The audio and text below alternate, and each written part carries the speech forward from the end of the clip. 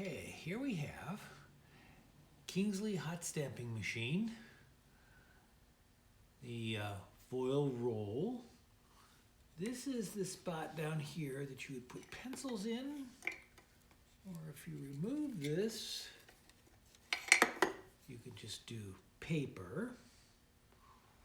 This is the foil roll.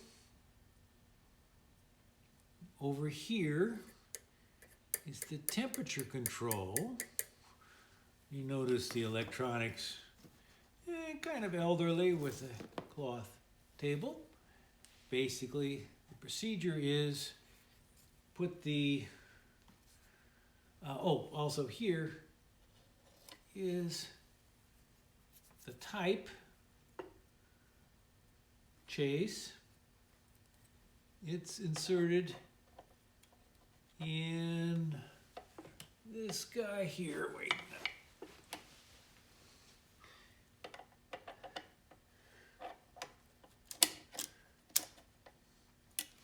And the item is to be stamped would be under here.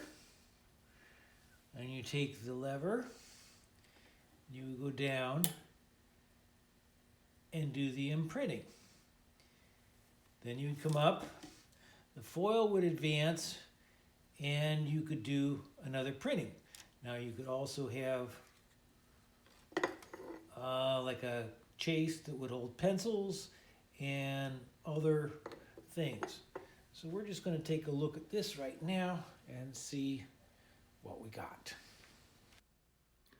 Well, here we have some more toys in the box of the typewritten instructions on how to adjust your stamper for adding fountain pens or pencils or anything that has to be an odd shape.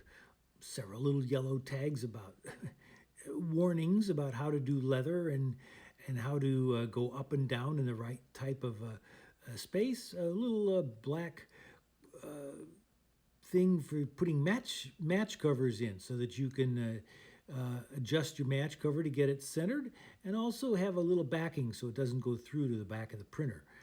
Miscellaneous brushes and things for holding all of your type, the little type brush to clean off the gold foil, a couple of packs of gold foil, which I don't know whether it's going to work, the original can, which is pretty well dried out, and then more little cushion boards that are used to take up the slack so that your type doesn't go right down on metal.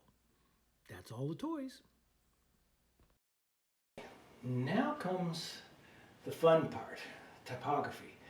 All these great type cases were from the 50s, and in that time, and Kingsley was made in Hollywood, and so they named them after old movie stars. And none of these typefaces, this is cold type, have ever been reproduced in computer fonts. So these are all original fonts, very interesting, old, and limited. And as you look through a type case, alphabetically, of course, with the caps and lowers and spacing things, and this is how you set it up for how to arrange your type stick, which I pulled out of the machine. It's a two-parter where you have an empty chase like this, and you lay in your letters. You would probably use a couple of spacers first. You have a little notch down here, just lays in there, and then you fill out your word here, and then you put another little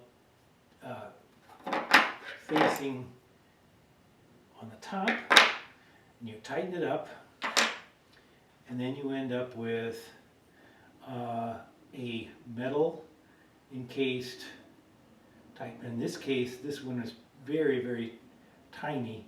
This would be used for fountain pens because it's too tiny to read in anything else, but a fountain pen barrel is curved, so you want it just right. These bigger guys are taller and would be used for paper or matchbooks or bridge card tallies. Now this one doesn't have a top on it because I probably used it over here. And then this one is another different size typeface. If you can see the two, this is 18 point, this is 12 point. And this particular one I think is Edward G. Robinson, which is one of my favorite typefaces. And then they have Marlene Dietrich, and some people have been Helen Marshall, Harold Carlson, Kaufman Strip, Park Avenue after New York, Virginia Campbell, and these are just great little pieces here. And each letter is put in upside down and backwards, because when it goes in the machine, it prints, and then it's the reverse reading. So, and then after you compile them all and put the top on it, then it's put in the machine and heated up so it's a good temperature, so that it can either be just pressed right down on a blank piece of leather to make an embossment, or with the foil that comes underneath it, it transfers the foil to the printing element. So I'm going to check this. Okay, now we start with the imprinting.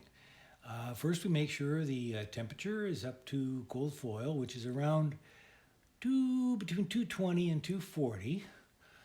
We're going to cover up the temperature knob now and put on the, whoa, hot,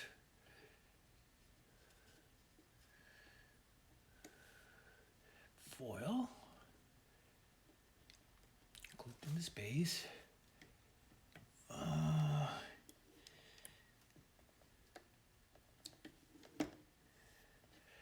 Okay, move it one more time.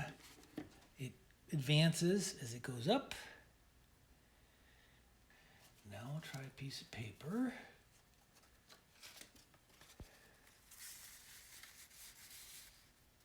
Slide it in. Just a little top thing down there to hold the foil. And we'll try the first imprint. Let my thing go up here a little bit. Okay.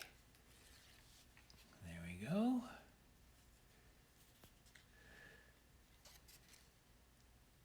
Perfect. A little schmutz on the bottom, but that's great.